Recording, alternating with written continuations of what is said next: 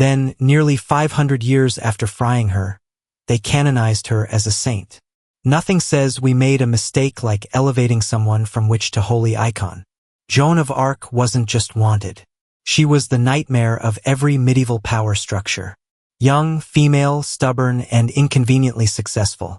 If medieval rulers were brands, then Vlad III of Wallachia had the most aggressive marketing campaign in Europe. Forget the bold or the great. He was Vlad the Impaler. Subtlety. Never heard of it. Born in 1431 in Transylvania. Yes, the place every vampire movie points to with jazz hands. Vlad inherited a throne, a temper, and a knack for extreme problem-solving. His nickname came from his favorite hobby, impaling people on wooden stakes. Criminals, enemies, diplomats who annoyed him. No one was safe. He didn't just execute people. He turned executions into public art installations. Imagine walking into town and finding a literal forest of corpses swaying in the wind, like some grotesque Christmas display. His relationship with the Ottoman Empire was tense, in the same way fire and gasoline have a tense relationship. Sometimes he paid tribute, sometimes he didn't. Once, he invited Ottoman envoys to his court and noticed they wouldn't remove their turbans. Vlad, ever the gracious host, had their turbans nailed to their skulls. Problem solved, cultural respect achieved. But his most infamous stunt was during a major Ottoman invasion in 1462. Sultan Mehmed II marched in expecting a fight. Instead, he found 20,000 impaled bodies lining the roads, rotting in the sun. The message was welcome to Wallachia, population you if you're not careful. The Ottomans were so horrified, they turned around terrorism as national defense. Grim but effective. Of course, branding yourself as the guy who stabs people with trees doesn't win you many friends at home either. Local nobles hated him. Rival claimants wanted him gone. Even his allies side-eyed him. She heard voices from saints, then proceeded to lead armies into battle like she was born with cheat codes. Born in 1412, Joan was a peasant with zero military training. But she insisted God had chosen her to save France from the English during the 100 Years' War. Most people would have laughed, but France was losing so badly that the royal court basically said, you know what? Fine. Let's see what the teenager can do. Desperation makes for strange hiring practices. And somehow it worked. Dressed in armor, carrying a banner, Joan became a mascot and miracle worker rolled into one. French soldiers, usually demoralized and half-drunk, suddenly rallied behind her. In 1429, she lifted the siege of Orleans, a victory that shocked everyone, especially the English, who had just been beaten by a girl who couldn't even legally drink their weak medieval Alex. But Joan's rise was as fast as it was dangerous. Kings don't like being upstaged, and church authorities don't like teenage prophets handing out military advice. Worse, she became a national symbol, which in medieval politics meant she was now a walking target with a bullseye painted by God himself. Captured in 1430 by Burgundian allies of the English, Joan was sold like cattle and handed over for trial. The English called her a witch, a heretic, and a cross-dresser because, yes, wearing armor was apparently more offensive than leading an army. The court proceedings were a circus of loaded questions, trick traps, and clergy who had clearly decided on the verdict before she even spoke. In 1431, at the age of 19, Joan was burned alive in Rouen marketplace. Crowds gathered, not to mourn, but to watch the show. Public execution was basically medieval Netflix. Joan went up in flames, literally becoming on fire for the last act of her short, chaotic life. Decades later, the church did a medieval oops and cleared her of heresy. Went on the Second Crusade with him, and proceeded to make him look incompetent in front of half of Europe. She suggested military strategy, organized supplies, and, rumor has it, even showed up dressed like an Amazon warrior. The French clerics clutched their rosaries so hard they probably left dents. The marriage ended badly. Louis wanted a quiet, obedient queen. Eleanor wanted to actually run things. Divorce followed, and within months, she upgraded to Henry Plantagenet, soon to be King Henry II of England. It was the medieval equivalent of dumping your boring boyfriend and immediately dating the hottest, most chaotic rock star in Europe. With Henry, Eleanor had 8 children, including 2 kings, Richard the Lionheart and John Loses Everything Lackland. But she wasn't just raising royal babies. She was running governments, advising on politics, and occasionally stirring rebellion when Henry annoyed her, and he annoyed her often. By 1173, she openly supported her sons in a revolt against him. Family dinners must have been lively. Henry eventually got tired of her scheming and locked her up. 16 years of imprisonment because apparently being clever and ambitious counted as high treason in a wife. Yet even behind bars, Eleanor remained a political powerhouse. She was freed when Richard took the throne and immediately started managing the kingdom like it was her personal project. By the time she died at age 82, practically prehistoric by medieval standards, she had outlived both husbands, watched 2 sons become kings, and left behind a dynasty that would shape Europe for centuries. The church called her scandalous. The kings called her dangerous. History calls her brilliant. Eleanor of Aquitaine wasn't just wanted. She was the medieval reminder that intelligence, ambition, and ovaries made for a combination most men simply couldn't handle. If you think teenagers today are dramatic, wait until you meet Joan of Arc, a 15th century French farm girl who told everyone they wanted him turned into a cautionary bedtime story. So William fled to Lundy Island, a rock off the Devon coast that became his personal villain lair. From there, he launched a career in piracy.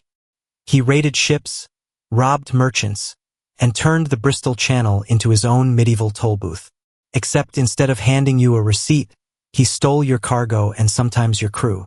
Merchants complained, the crown fumed, and William just kept cashing in like the sea was his personal ATM.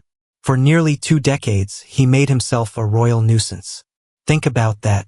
20 years of making King Henry III look like he couldn't control his own coastline. The king finally snapped and sent a small army to storm Lundy Island. William shockingly lost.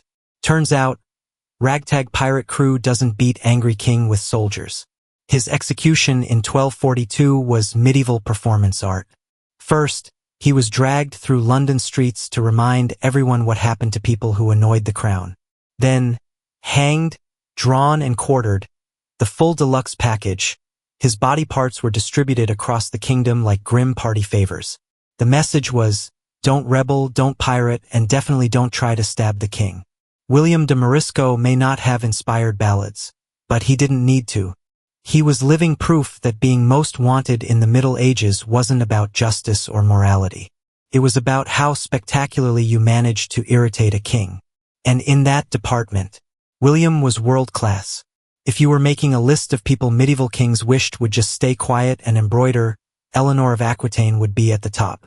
She wasn't just smart, she was dangerously smart, which in the 12th century was the fastest way for a woman to get labeled a heretic, a witch, or my ex-wife. Born in 1122, Eleanor inherited the Duchy of Aquitaine, one of the richest regions in France. She had more money, land, and influence than half the noblemen combined, and they hated it. She married King Louis VII of France, was enjoying outlaw life, raiding, vanishing, reappearing, and generally making England look like the world's worst babysitter. But every medieval rebel has an expiration date. Wallace's came in 1305 when he was betrayed, captured, and hauled off to London for a trial that was basically a theater performance. The charge? Treason. His defense? I can't betray a king. I never swore loyalty to the judges. Not impressed. Verdict? Guilty. Execution in medieval England was never just, let's kill him. Oh no, they wanted a show. Wallace was dragged through the streets, hanged until half dead, chopped open like a piñata, and his organs flamboyantly removed. Then they cut him into quarters and mailed the pieces around England as a sort of motivational poster for anyone thinking of rebelling. His head got prime real estate on London Bridge, staring down commuters like a very aggressive welcome sign to Scotland. Wallace was a hero to England. He was a cautionary tale to everyone else. He was proof that in the Middle Ages, you could go from minor knight to national icon to dismembered street decor in record time. Forget Robin Hood. William de Morisco was the upgrade nobody asked for, but everyone got. Where Robin allegedly robbed the rich and gave to the poor, William robbed the rich and then kept it. 'Cause honestly, who wouldn't? Born into a noble but problematic family in the early 13th century, William grew up with the kind of resume that makes kings twitch. His family was already accused of treason, which in medieval terms was basically genetic. Instead of playing it safe, William leaned in. Why settle for being a regular noble when you could be a pirate, a rebel, and possibly the most irritating island landlord in England? The drama peaked when William was accused of trying to assassinate King Henry III. Now, if there's one surefire way to get your face plastered on every wanted list, it's attempted regicide. The Crown didn't just want him arrested. Hey guys, tonight we begin with the remarkable stories of the most wanted people in medieval history. Those infamous names whispered in candlelit taverns, carved into royal decrees, and occasionally scribbled onto wanted posters, assuming the monk hadn't run out of parchment or motivation. So before you get comfortable, take a moment to like the video and subscribe, but only if you genuinely enjoy what I do here. And let me know in the comments where you're tuning in from and what time it is. It's always fascinating to see who's joining us from around the world. Now dim the lights, maybe turn on a fan for that soft background hum, and let's ease into tonight's journey together. William Wallace, the man, the myth, the headache of King Edward I. Born somewhere in Scotland around 1270, Wallace was supposed to live the quiet life of a minor knight. Maybe fight a few skirmishes, drink some ale, complain about the weather, normal medieval hobbies. Instead, he decided to go full most wanted mode by sticking it to the English crown. His crime? Existing loudly as a Scot. The fun began when English troops killed his family. Wallace's response? Go on a murder tour of English garrisons. Not the diplomatic approach, but definitely memorable. He quickly graduated from local nuisance to Scotland's favorite rebel uncle. The guy who shows up at family gatherings and says, "Who wants to overthrow a king today?" His greatest hit was the Battle of Stirling Bridge in 1297. Imagine thousands of English soldiers trying to cross a rickety wooden bridge while Wallace and his men waited with sharp sticks and bad intentions. The Scots let them shuffle halfway across, then hacked them down like they were weeds in need of pruning. It was less of a battle and more of a group humiliation. England left with fewer men and zero dignity. Naturally, Edward I, also known as Hammer of the Scots because apparently passive-aggressive Tapper of the Scots was taken, was furious. Wallace, meanwhile, the legacy of these gatherings survived long after Alexander's death. His successors, the Diadochi, imitated them, holding games and festivals to honor their armies and legitimize their rule. Though the empire fractured, the memory of those celebrations lingered, proof that discipline and joy, war and culture could coexist under a single banner. In the end, the Macedonian military festivals were more than diversions. They were rituals of unity, carefully woven into the fabric of conquest. They gave soldiers reason to endure, foreigners reason to admire, and Alexander reason to believe that his empire could outlast him. For a moment, between blood and dust, they created a vision of harmony that was as vital to victory as any spear or shield. The games and rituals were not simply pastimes. They were deliberate instruments of control, weaving loyalty, fear, and admiration into a spectacle that no guest could ignore. When historians look back at Alexander's campaigns, they often focus on the battles, the sieges, and the endless marches that carried his army from Greece to India. Yet the festivals that filled the pauses between campaigns revealed just as much about why his empire endured as long as it did. These gatherings were not mere distractions. They were the glue that bound thousands of men into a single organism, reminding them of who they were, why they fought, and whom they served. The athletic contests left a lasting impression, echoing the Olympic ideals of Greece. While sharpening the skills of warriors, they kept the army fit, competitive, and proud, turning even moments of rest into preparation for war. Ritual sacrifices and shared feasts reinforced the belief that the gods stood alongside Macedon. Their blessings poured into every cup of wine and every piece of roasted meat.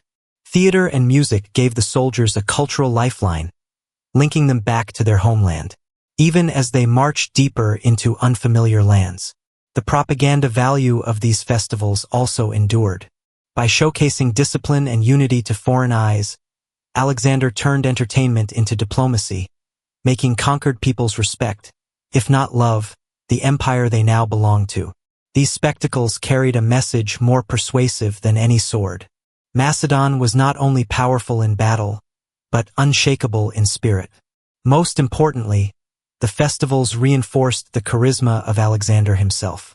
He was seen both as a companion in revelry and as a semi-divine figure presiding over rituals. This duality cemented loyalty in a way few rulers have ever achieved.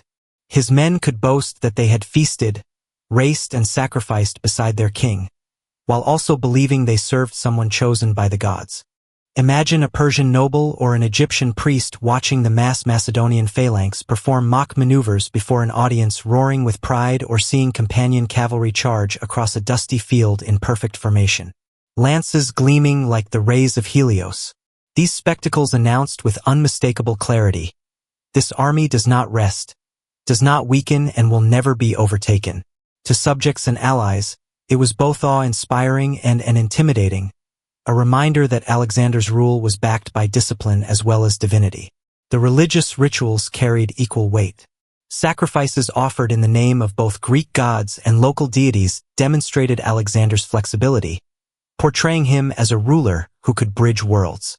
Festivals thus reinforced his carefully cultivated image. Conqueror, yes, but also unifier. For Persians, Indians, or Egyptians drawn into his empire, the sight of their traditions honored alongside Greek customs suggested that they were not simply being crushed but incorporated into something grander. Theater and music amplified the message. Dramas about Achilles or Heracles drew parallels between Alexander and legendary heroes, blurring the line between human king and mythic figure. To foreign guests, the implication was unavoidable. Resistance to Alexander was not only futile, it was impious. He was favored by the gods, celebrated by his people, and unstoppable in his destiny. Even the feasting carried political undertones. To sit at Alexander's table, or even to observe it, was to glimpse the hierarchy of his world. Generals and nobles closest to him basked in the glow of favor, while lesser officers and foreign dignitaries understood their place within the grand mosaic of the empire. In short, these festivals were propaganda disguised as joy.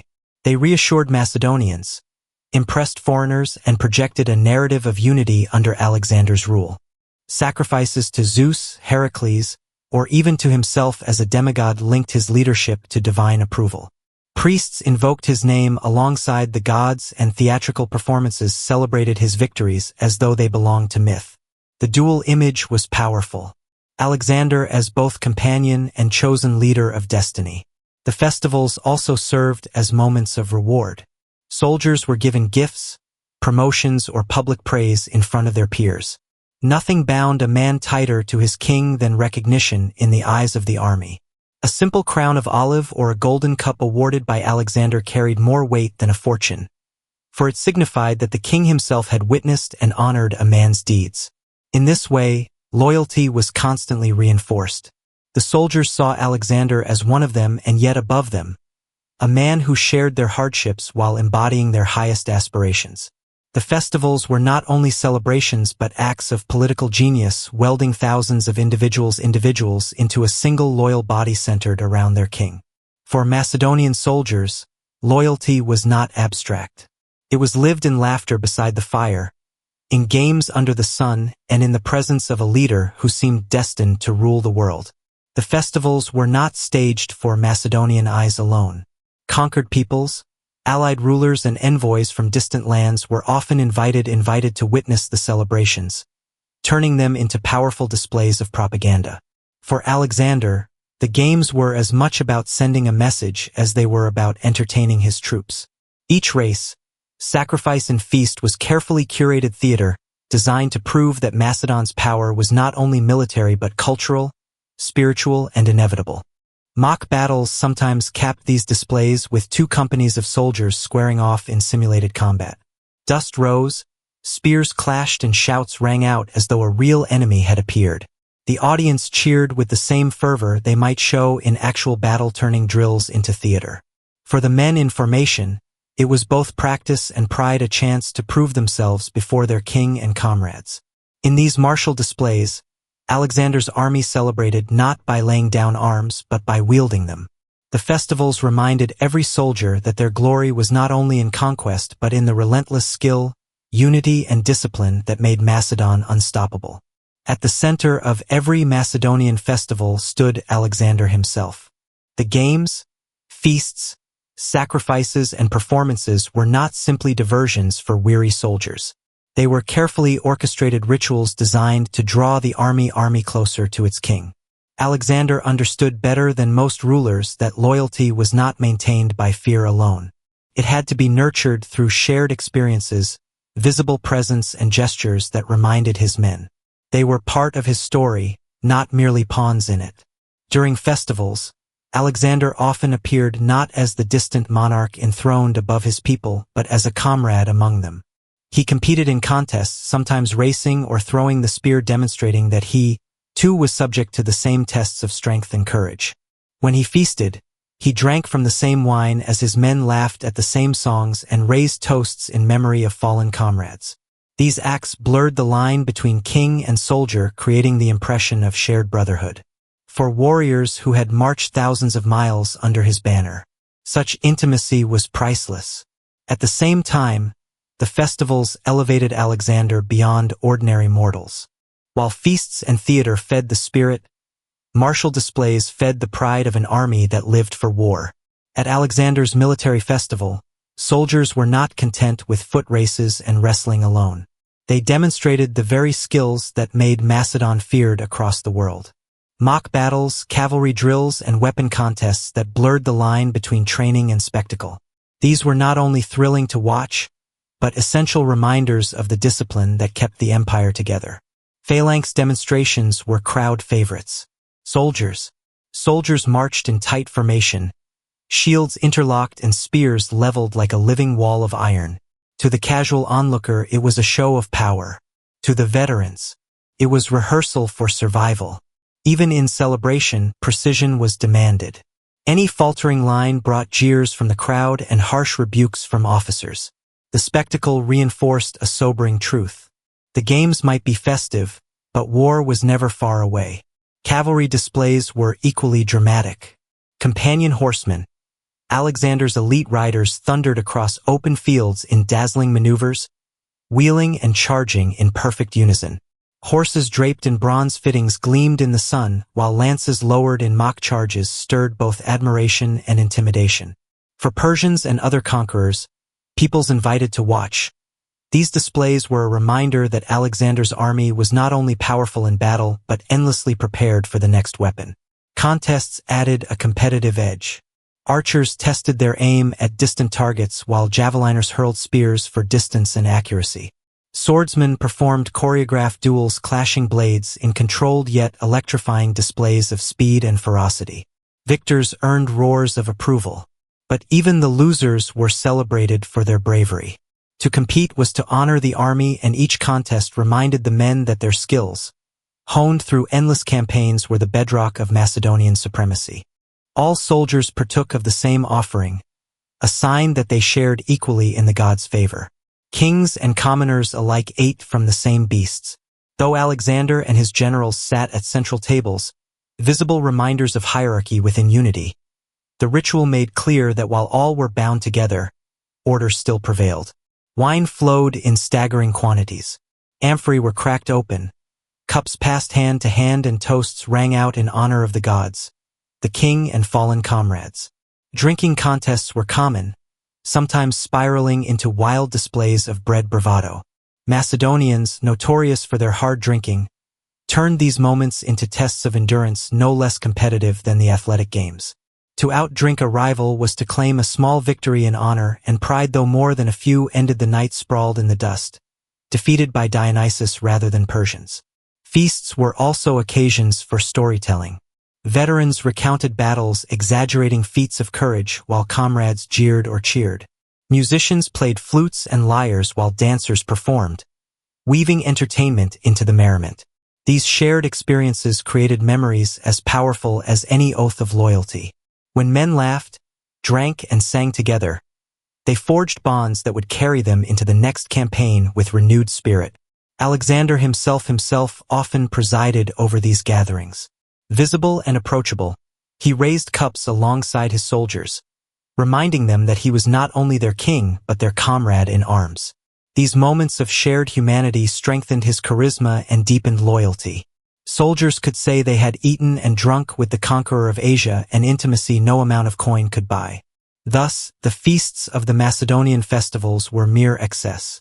They were glue, binding an army of thousands into one body, one voice, one memory around the fire.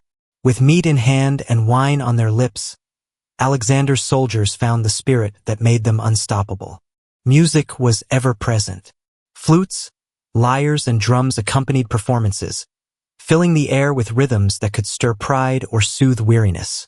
Songs of Homeric heroes were sung, linking Alexander's men to Achilles and Odysseus, reminding them that their struggles were part of a larger heroic tradition.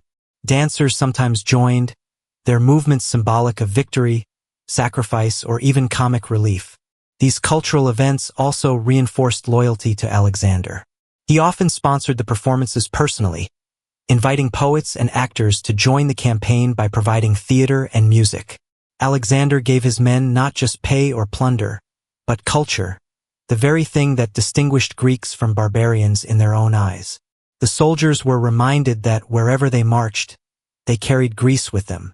Thus, in the laughter of comedies, the solemnity of tragedies, and the rhythm of music, the festivals bound the army not only as warriors, but as a community of culture. In those moments, Alexander's camp was less a battlefield and more a city alive with art, pride, and shared identity. No Macedonian festival was complete without food and drink, and plenty of both. After the sacrifices and games, the camp erupted into feasts that blurred the line between ritual and revelry. Fires blazed, spits turned with roasting meat, and soldiers sat together in long rows, drinking, laughing, and retelling stories of battles past. For men who had endured endless marches and the horrors of war, the banquet was more than an indulgence. It was healing, camaraderie, and affirmation that their suffering bound them as brothers. The meals often began with the distribution of sacrificial meat.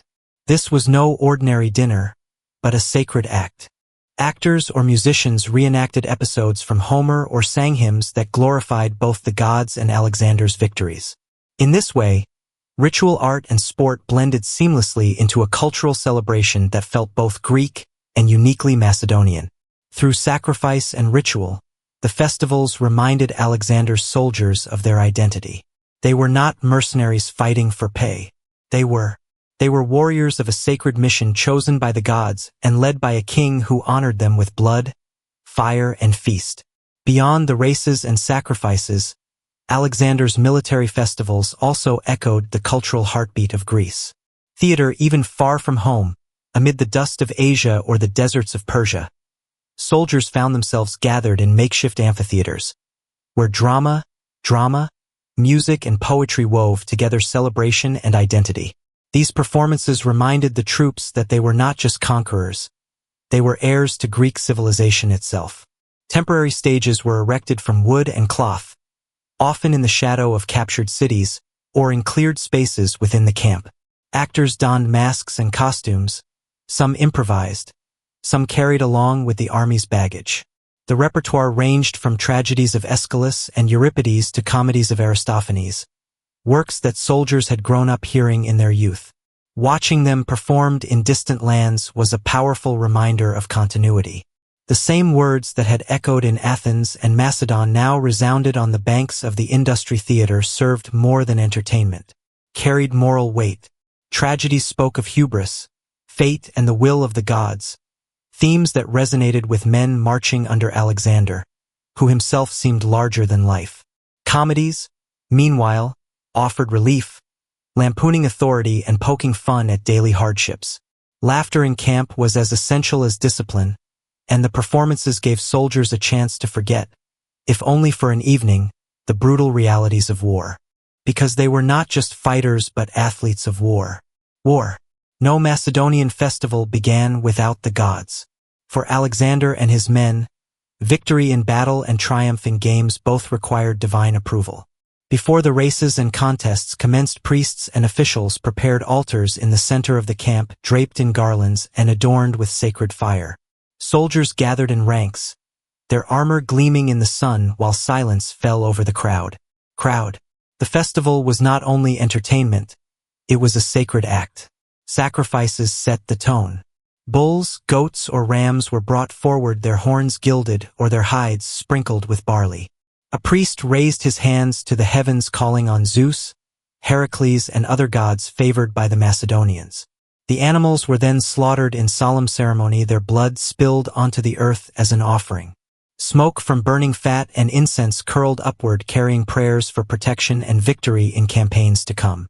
For the soldiers, this was reassurance the gods had not abandoned them. Even on foreign soil, thousands of miles from home, these rituals also reinforced hierarchy. Alexander, often presiding in person, stood as both king and high priest. By offering sacrifices before his troops, he was not only honoring the gods but reminding the army that his authority was sanctioned by them. To obey Alexander was to obey divine will. This fusion of piety and politics gave the festivals a gravity beyond simple amusement. After the sacrifices, feasting followed. Meat from the animals was roasted and distributed among the troops. Sharing in the sacred meal transformed the army into a single family bound by both ritual and appetite. Eating from the same sacrifice was more than nourishment. It was a symbolic act of unity, a reminder that all soldiers from seasoned generals to common infantry shared equally in the gods' blessing. Theatrical performances sometimes accompanied these rituals. The ability to run in armor, deliver messages, or outflank an enemy often meant the difference between victory and annihilation. Winning a race earned cheers and wreaths, but more importantly, it won respect. A man who could outpace others was seen as an asset in battle, his skill publicly proven before the eyes of the king and the army. Wrestling was another staple. Grappling contests took place in makeshift arenas marked by sand or earth, where soldiers locked arms in tests of balance and strength.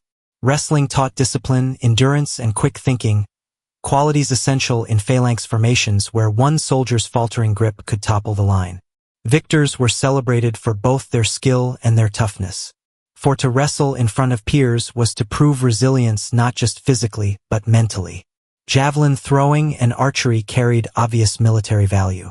Soldiers competed to hurl spears the farthest or strike targets with precision, contests that sharpened the same skills they would use against enemies. A soldier who could pierce a distant target in competition could just as easily strike an enemy shield in battle. These games transformed practice into prestige, rewarding accuracy and strength with immediate honor. The contests were often accompanied by music, cheers, and the awarding of simple prizes, wreaths of olive or laurel symbols harkening back to Olympia. But the true reward was less tangible. Victories were immortalized in the memory of comrades, strengthening bonds of pride and camaraderie. Even those who lost gained from the spectacle. They learned humility, resilience, and the encouragement to train harder for the next festival. In these contests, the Macedonian army was more than a band of killers. It was a living brotherhood that celebrated its own skill and discipline. And through every race, grapple and throw, Alexander's soldiers reminded themselves why they were feared across the world. Central to the celebrations were athletic contests. Macedonians prided themselves on strength, endurance, and skill, qualities equally vital on the battlefield and in sport. Wrestling, foot races, and spear throwing turned the camp into a makeshift Olympic arena. Victors were crowned with wreaths, cheered by comrades who only days earlier had stood beside them in phalanx formation. Friendly rivalries flourished, and the games reinforced discipline. The soldier who outran his peers in a race might be the same man to carry a critical message in war. Sacrifice and ritual bound these contests together. Before the games began, priests slaughtered bulls, goats, or rams to the gods. Their blood spilled as offerings to secure divine favor for both the festival and the campaigns to come. Smoke from burning fat and incense rose into the sky, mingling with the shouts of soldiers eager for spectacle. In these moments, Macedonians remembered that they were heirs of both Homer's warriors and Greece's sacred traditions. Thus, between war and celebration lay the heart of Alexander's genius. He understood that soldiers needed more than pay and plunder. They needed identity, shared pride, and the reminder that even far from home, they remained part of a culture worth fighting for. At the heart of Macedonian military festivals were the games themselves, athletic contests that mirrored both the ideals of Greece and the demands of the battlefield. These events were not simple diversions. They were training grounds disguised as entertainment rituals that kept warriors sharp in body and spirit while fostering loyalty among comrades. Foot races were among the most popular. Soldiers stripped down, oiled their bodies, and sprinted across dusty fields, while their comrades roared encouragement. Speed was not just a matter of pride, but a military necessity. Their daughters had been honored yet abandoned, their dynasties linked to greatness yet dismissed in the chaos after Alexander's death. The legacy of Susa, then, is one of paradox. It was both a triumph of vision and a failure of execution, a dazzling ceremony that revealed the promise and peril of blending worlds in one hall. For one night, Macedonians and Persians dined together as kin. But by dawn, the cracks were already visible. Ultimately, the Susa weddings endure in memory because they were never just about marriage. They were about empire, identity, and the eternal human struggle between unity and division. A reminder that while Alexander could conquer lands with his armies, he could not as easily conquer the hearts of his own men. Life in Alexander's army was an endless rhythm of marches, sieges, and bloodshed. But even the most hardened warriors needed moments of release between campaigns. When the dust of conquest temporarily settled, the Macedonian camp transformed from a machine of war into a stage of celebration. These were no ordinary pauses. They were festivals, gatherings filled with athletic contests, sacrifices, feasting, and theater that reminded soldiers they were more than tools of conquest. They were part of something greater, a brotherhood bound by both steel and tradition. The timing of these festivals was never accidental. Victories often sparked them, turning battlefields into ceremonial grounds. A city taken, a river crossed, a rebellion crushed. All could become reasons to celebrate. Even long marches might culminate in games to keep morale high and spirits sharpened. Soldiers who had endured blistering deserts or freezing mountain passes suddenly found themselves spectators or participants in rituals that carried echoes of Greece itself. In these moments, the army resembled less a ragged host of warriors and more a traveling polis, a city on the move. Though the marriages at Susa dissolved almost as quickly as the wedding torches were extinguished, their symbolism echoed through history. They became one of the most striking examples of Alexander's ambition not merely to conquer, but to transform. Historians have long debated whether the weddings represented genuine vision or reckless theater. Was Alexander truly attempting to fuse East and West into a single people? Or was he staging a glittering show to remind his subjects that he alone stood above all divisions? To later generations, the event came to embody both Alexander's brilliance and his excess. On one hand, it demonstrated a rare willingness to respect conquered traditions. Few rulers of antiquity would have risked angering their own people by elevating the daughters of former enemies to royal status.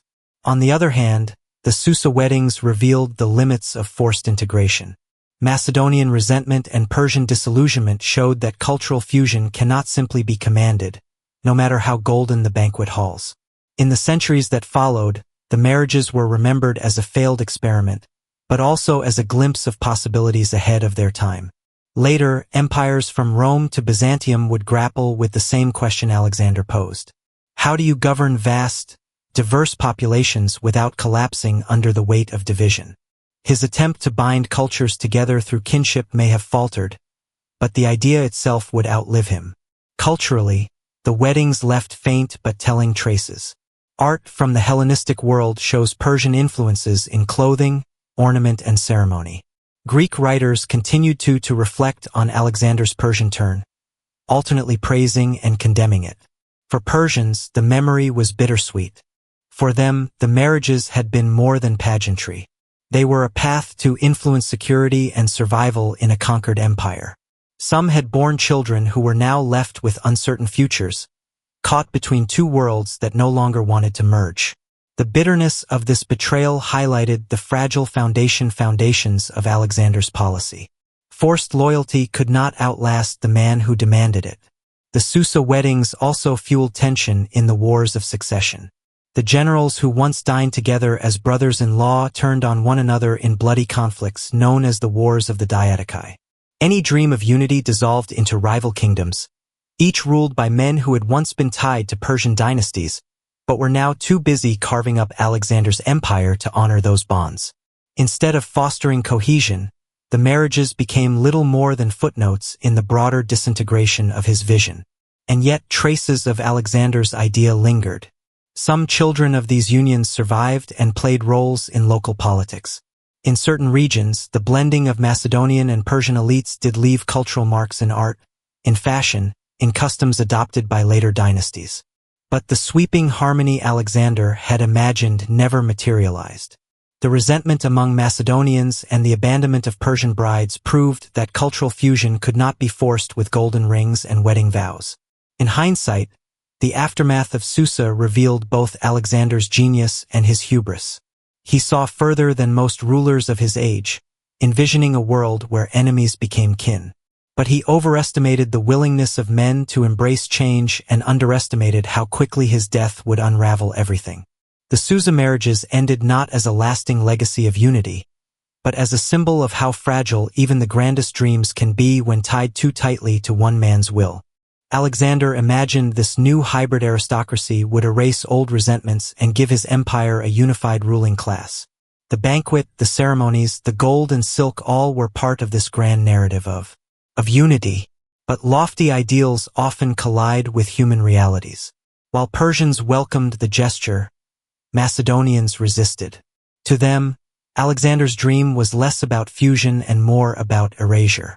Erasure of their traditions, their pride, and even their sense of superiority as conquerors. Yet Alexander pressed on, convinced that the future lay not in separation but in synthesis. His policies went beyond marriage.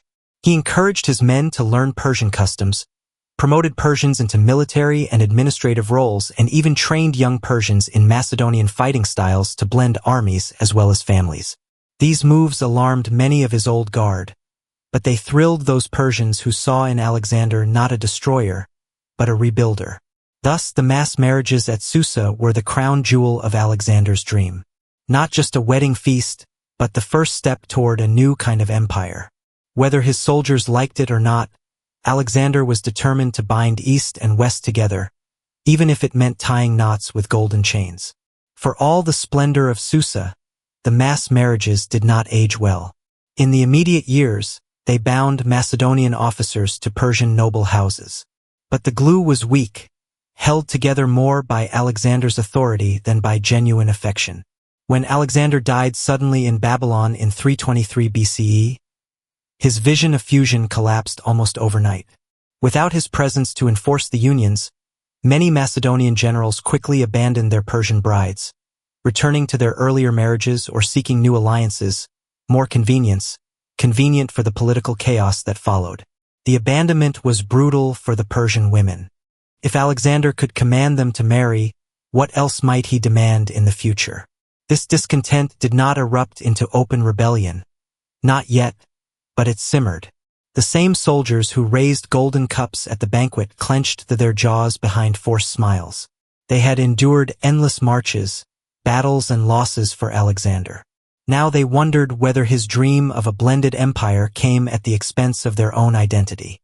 Thus the mass weddings at Susa were both triumph and fracture. While Persians saw unity, Macedonians saw erosion. In their eyes, Alexander was drifting further from the rugged simplicity of Macedon and deeper into the silk-wrapped world of Persia. And many would never forgive him for it.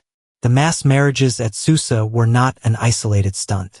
They were the centerpiece of Alexander's grand design, a vision of blending East and West into a single seamless empire. From the moment he marched into Persia, Alexander had shown signs that he did not intend to rule as a foreign conqueror. He adopted Persian dress, used Persian titles, and retained many local administrators in power. The weddings, however, were the boldest and most symbolic step yet. By physically joining his generals with Persian nobility, Alexander hoped to erase the divide between ruler and ruled, conqueror and conquered. This policy of fusion was revolutionary, but also deeply personal. Alexander had grown up on stories of Achilles and Homeric heroes, but he was also a keen student of philosophy. He envisioned himself not merely as king of Macedon, but as a universal monarch, bridging cultures and creating a new identity beyond nationality. He believed that by blending Macedonian courage with Persian sophistication, he could forge an empire stronger than either culture alone. The marriages were meant to serve as living metaphors for this idea. Children born from these unions would be both Macedonian and Persian, heirs of two traditions bound by blood over generations. For many of Alexander's Macedonian companions, the marriages at Susa were not a celebration but a humiliation. These were men forged in the rugged traditions of the Balkans. Warriors who had marched behind Philip II and then Alexander himself in the conquest of Greece, Persia, and beyond. They were bound by loyalty to their king, but their loyalty was being stretched thin.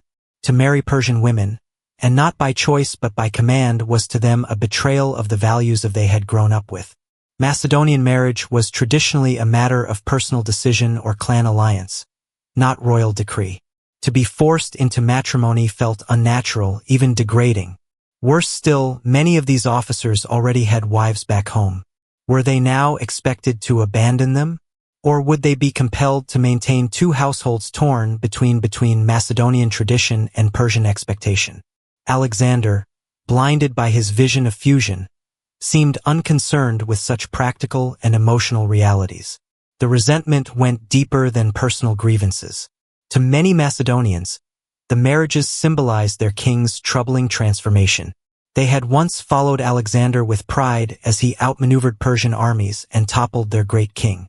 Now they saw him draped in Persian robes, adopting Persian court rituals and marrying not one, but two Persian princesses. To them it looked as though Alexander was slowly becoming the very thing they had fought to destroy. Whispers spread through the camp. Soldiers muttered that their king was more interested in pleasing Persians than honoring the men who had carried him to victory. Some veterans sneered at the notion of raising half-Persian heirs, fearing that Macedonian bloodlines would be diluted. Others saw in the weddings an ominous foreshadowing. Game from Persian forests and wine in such abundance that fountains are said to have flowed with it. Alexander presided like a figure halfway between king and god, seated beside his new bride's tete-era and flanked by generals with their own Persian wives. The hall glittered with candlelight reflected in polished bronze and precious stones, while musicians played lutes and flutes and dancers entertained the mingling crowds. Each toast, each song was another reminder that this was not just a feast but a political performance. The highlight of the evening came when Alexander ordered gifts for the thousands of guests. Accounts suggest he distributed dowries for each bride, lavish rewards for the grooms and generous handouts for soldiers and attendants alike. It was a masterstroke of propaganda. No one left the hall without some tangible reminder of the king's largesse. Even the hounds that had followed the army on campaign were said to have been fed choice cuts of venison from golden trays. And yet, beneath the golden glow, the atmosphere was complicated. Macedonian veterans, many of whom had endured years of hardship on campaign, muttered into their cups at being forced into foreign unions. They smiled and accepted gifts, but their hearts were not in the celebrations.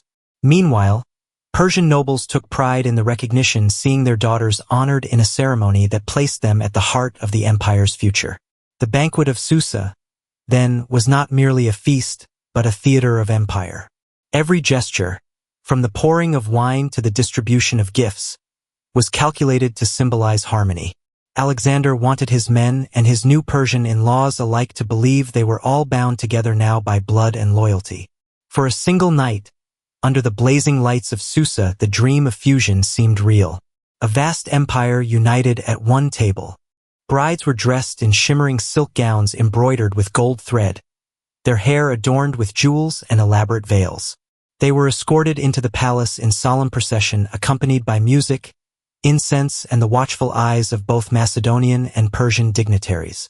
It was a spectacle meant to dazzle, and it did for Persians in attendance. The sight of their daughters honored and displayed at the heart of Alexander's empire was a sign that their traditions had not been erased but elevated. There was also precedent.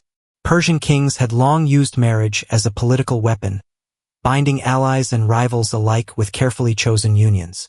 To them, Alexander was not betraying Greek custom, but wisely adopting Persian strategy. If anything, the mass weddings resembled an Achaemenid spectacle more than a Macedonian one, with Alexander consciously casting himself in the mold of the Persian great king. Yet even among Persians there was some unease. Not every noble family rejoiced at the thought of their daughters wed to men who had marched across their lands with fire and sword. Some may have wondered whether these marriages were truly partnerships or simply gilded chains binding them to Macedonian overlords. Still, the public face was one of honor and reconciliation. For Persia, the Susa weddings offered hope that bloodlines might heal where battlefields had scarred, that the conqueror's empire could become their empire too. If the ceremonies of marriage symbolized unity, the banquet that followed was designed to overwhelm the senses and burn Alexander's vision into memory. Ancient sources describe a feast of such scale and opulence that it rivaled anything staged by the old Persian kings. In Susa's great hall, long tables groaned under the weight of golden vessels, silver platters and countless delicacies drawn from across the empire, bread from the fertile Nile, spices from India. The marriages would stand, and with them the symbolic message that Macedonians and Persians were no longer enemies, but kin. Not everyone protested openly. Few dared to, but murmurs spread through the ranks. Some saw the marriages as another sign of their king going Persian, a ruler slipping further from the rough, straightforward culture of Macedon into the silken web of the East. For Alexander, this was precisely the point. He wanted his generals not only to rule Persians, but to become tied to them by family, by children, by blood. The banquet that followed was dazzling. A hall of feasting where Macedonian warriors sat beside their Persian brides, golden cups raised in uneasy toasts. But beneath the music and the laughter lay tension. The generals smiled for their king, but many silently wondered what price they would pay for a marriage not of their choosing. For the Persians, the mass weddings at Susa were not humiliations but affirmations. In their eyes, Alexander was no longer a foreign invader but a ruler who sought to respect their traditions and integrate their nobility into the new order. By marrying Statera, daughter of the defeated Darius III, and giving Persian brides to his generals, Alexander was sending a clear message. Persia was not conquered soil to be trampled, but a partner in shaping the empire's future. To Persian aristocrats, this was an extraordinary opportunity. Their daughters, once symbols of dynastic pride, were now bound to the most powerful warriors in the world. These unions offered security, wealth, and influence under the new regime. Instead of watching Macedonian governors impose foreign rule, Persian nobles could imagine their grandchildren inheriting a blended legacy, half Macedonian conqueror, half Persian heir for families who feared being sidelined. The marriages provided a lifeline to continued relevance. The ceremonies themselves reflected Persian opulence. It was as though he sought to gather every thread of Persian legitimacy and weave it into his own crown. Yet for many Macedonians, the sight of their king embracing the daughters of their enemies was troubling. They had followed Alexander across Asia to topple Persia, not to join it. His marriage was meant as a bridge, but to some it looked like betrayal. The tension between these perspectives hung over the event like a shadow, foreshadowing the resentment that would haunt Alexander's dream of a unified empire. If Alexander's own wedding to Statera was a calculated move to secure legitimacy, the marriages he imposed on his generals were a blunt instrument of policy. Around 80 of his closest officers, men who had bled with him from the Granicus to the Indus, suddenly found themselves standing in line at Susa's palace, each paired with a Persian bride selected from the noble families of the empire. For some, the match was prestigious, even flattering. For many others, it was nothing short of an unwelcome command disguised as celebration. Imagine the scene. Hardened Macedonian veterans, men who had spent years carving through Persia's armies, now dressed in ceremonial robes, expected to exchange vows with daughters of the very aristocrats they had once fought. The women, draped in finery, were symbols of alliance rather than partners of affection. The unions were not born from choice but from Alexander's vision of blending cultures. And his generals had little say in the matter. The resentment was real. Macedonian tradition valued choice in marriage. And though nobles often wed for political advantage, to be ordered into matrimony by their king was humiliating. Worse still, many already had wives waiting for them in Macedon. The new marriages raised awkward. Were their previous unions invalid now, or were they expected to juggle two worlds, one Greek, one Persian? Alexander, enamored with his vision of unity, brushed aside such concerns. He sought to turn war into kinship, enmity into alliance. Whether his generals approved or not, the mass marriages stood as one of the most controversial and symbolic gestures of his reign. At the heart of the Susa marriages stood Alexander's own union, a marriage loaded with more symbolism than affection. His chosen bride was Statira, the daughter of Darius III, the last Persian king he had defeated and pursued to his death. By wedding her, Alexander did not simply acquire a wife. He was laying claim to the legitimacy of Persia's royal bloodline. To Persian nobles, this was a profound gesture. Their conqueror had not dismissed their traditions or originally raised their monarchy. Instead, he bound himself to it, positioning himself as the natural heir of the Achaemenid throne. The ceremony itself was staged to underline this dual legacy. Alexander appeared dressed in Persian royal attire, blending Macedonian austerity with Eastern luxury. For his followers, it was a striking sight. Here was their king, once the proud son of Macedon, now draped in stone, silk robes, golden jewelry, and a tiara befitting a Persian monarch. To the Persians in attendance, it was a welcome sign of respect for their culture. To the Macedonians, it was one more reminder that Alexander was slipping further from the traditions of his homeland. Statira, herself, little more than a pawn in this grand political theater, entered history's record largely as a symbol rather than as a person. Her marriage to Alexander was less about love and more about power, a union of dynasties intended to heal the wound of conquest. Through her, Alexander could claim continuity with Darius, a man he had once pursued across deserts and mountains. Through her, he became not only a conqueror of Persia, but its lawful king. The symbolism did not end with Statira. Alexander also married Parisartes, daughter of Artaxerxes III, another Persian monarch, doubling down on his claim to the Achaemenid dynasty. He wanted to merge it with Macedon into a single empire under his command. The occasion he chose for this bold experiment was a mass wedding of almost theatrical proportions. In a carefully orchestrated ceremony, Alexander himself married Statira, daughter of the late palace Persian king Darius III, while at the same time compelling around 80 of his top generals and companions to take Persian brides from the nobility. The grandeur of the event was staggering. Susa's palace, already famed for its wealth and luxury, was transformed into a glittering theater of union. Chroniclers tell us that golden couches and silver tables were set for the feasting, with music and incense filling the halls. Brides clad in rich Persian robes and heavy with jewels were presented to their new Macedonian husbands in processions meant to awe both guests and participants. Alexander, seated like a living god, gave the impression that this was not simply a royal wedding, but the birth of a new world order. Yet beneath the splendor, unease simmered. For Persians, the marriages represented honor, their daughters now tied to the men who ruled their lands. For Macedonians, however, the event was jarring. These were men raised to view Persians as enemies, suddenly asked to take them as wives. Some grumbled that Alexander had abandoned his own people in favor of the customs of the conquered. Others resented the loss of choice forced into unions that felt more like political commands than bonds of love. Still, Alexander pressed on with determination. The marriages were carefully symbolic.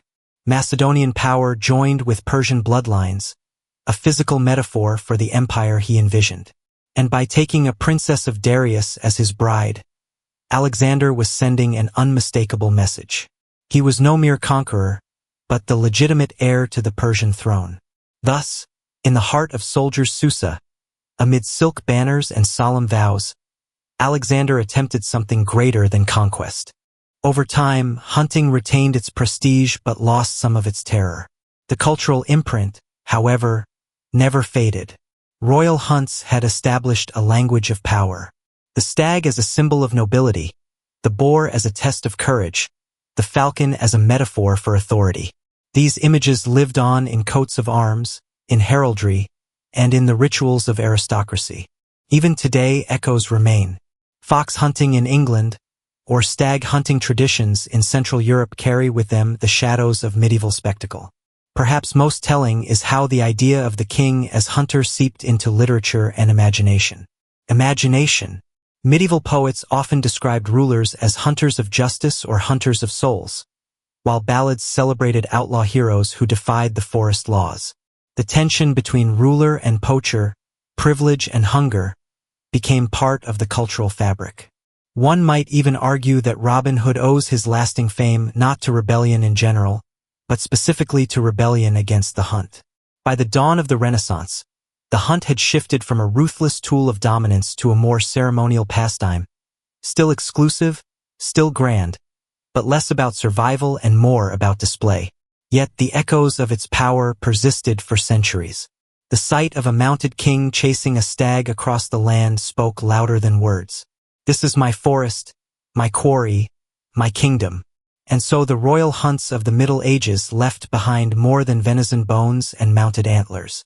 They shaped lore, culture, and memory, embedding themselves in Europe's understanding of what it meant to rule, to chase, to capture, and to conquer.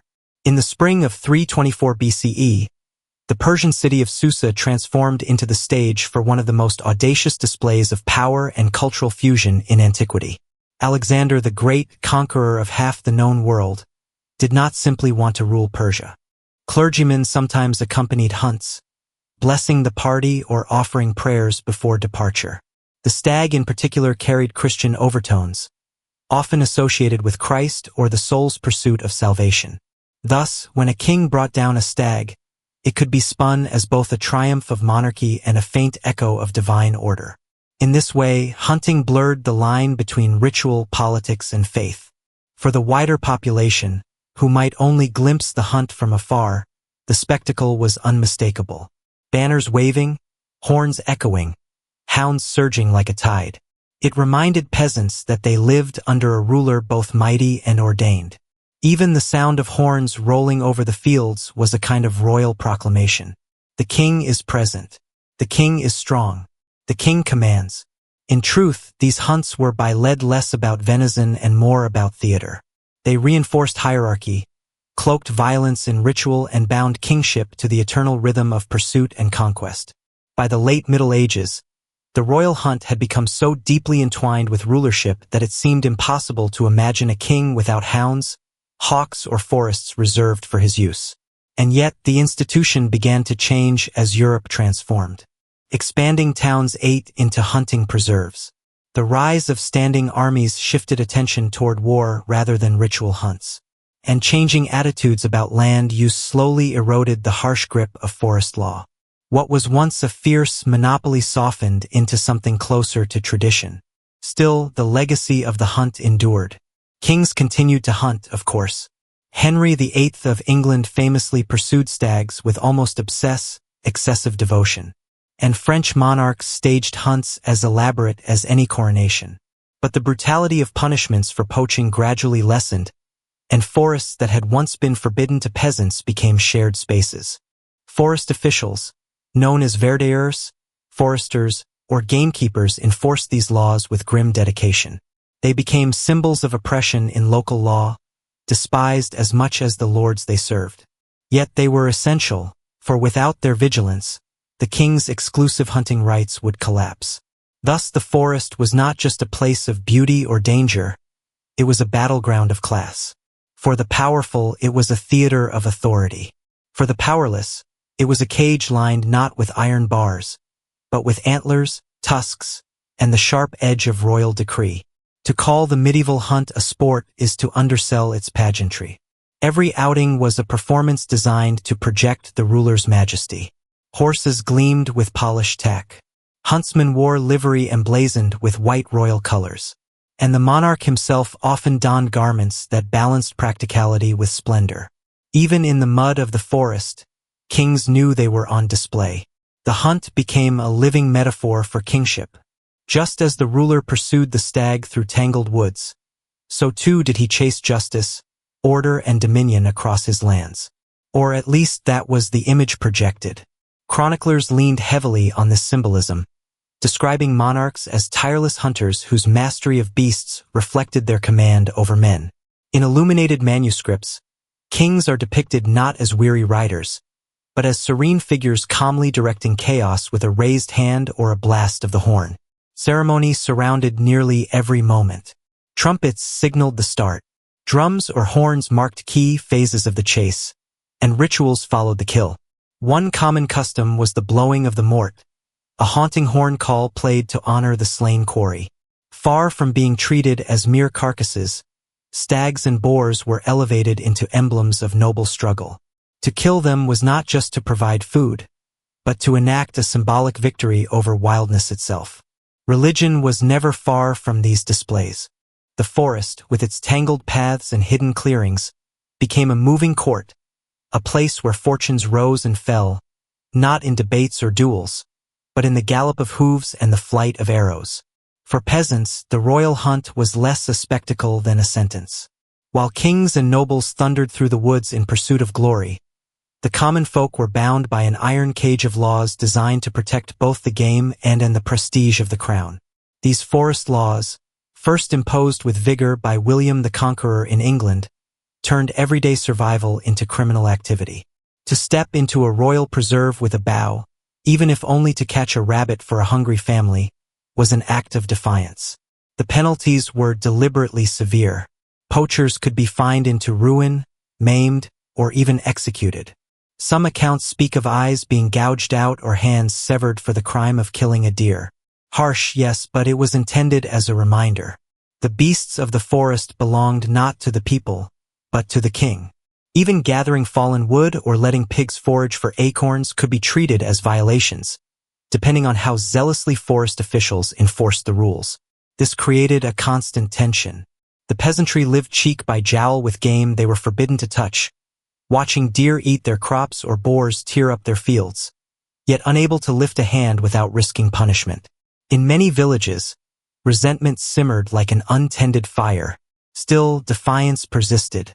Ballads and tales from the period often glorified the outlaw poacher, most famously Robin Hood, who stole from the king's forest and gave back to the people. These stories reveal a deep cultural frustration with the system. The royal hunt for peasants symbolized privilege at its most blatant. The sight of nobles riding out to slaughter animals that common folk were forbidden to trap, even as hunger gnawed at their bellies. Of a stag was to gain his ear in a way that no crowded hall could offer. Politics thrived in the woods, carried along with the sound of horns and the thunder of hooves. Unlike formal assemblies, where words were measured and scribes recorded every utterance, the hunt allowed for offhand conversations, subtle favors, and whispered promises. A noble might press his case for land or office between gallops. An ambitious courtier could demonstrate loyalty by keeping pace with the king through hours of grueling terrain, proving both physical stamina and political devotion. Failure to attend, on the other hand, could be seen as disrespect or worse, a sign of waning loyalty. Hunting also served as a stage for testing relationships among nobles. Rivals rode together, often forced into proximity by the logistics of the chase. A misstep in etiquette, whether claiming a kill that should belong to another or letting one's hound stray, could spark long-lasting enmity. Conversely, sharing in the triumph of a successful hunt could cement alliances sealed later over venison and wine at the feast. Foreign dignitaries, too, were sometimes invited to join. For them, the hunt was not only a gesture of hospitality, but a demonstration of power. To watch the king control 100 hounds, or to see a falcon strike true at its prey, was to be reminded of his command over both nature and men. Diplomatic hunts could impress allies, intimidate rivals, and quietly reinforce a ruler's prestige without a word of negotiation spoken. But politics in the woods was not without its dangers. A poorly managed hunt could expose weaknesses. If the king was unseated, injured, or, heaven forbid, failed to bring down his quarry, whispers of incompetence could spread faster than wildfire. Success was essential, and huntsmen took care to stage manage outcomes, ensuring that the monarch's spear always found its mark. Thus, the medieval hunt was less about solitude in nature and more about ruling in motion. just as the forests that held it were. Serving venison at a banquet was a clear signal this table belongs to privilege. Other game boar, hare, pheasant, even swan or crane appeared in extravagant dishes that bordered on the theatrical. Meat was spiced heavily, presented whole, and sometimes accompanied by elaborate sugar sculptures or heraldic displays that reminded guests they dined in the presence of majesty. But the food itself was only half the story. The hunt was followed by a ritualized distribution of spoils, known as the cure. This was a ceremonial butchering of the animal, often done in full view of the court. The choicest cuts were reserved for the monarch, lesser portions given to nobles according to rank, and scraps thrown to the hounds that had helped secure the king kill. Watching this division was like attending a miniature model of feudal society. Every person, from king to kennel boy, received their portion, reminding all of the rigid hierarchy that governed their world. The evening feasts extended the spectacle. Courtiers toasted the monarch's courage, poets recited verses comparing him to Alexander or Caesar, and musicians filled the halls with triumphant fanfare.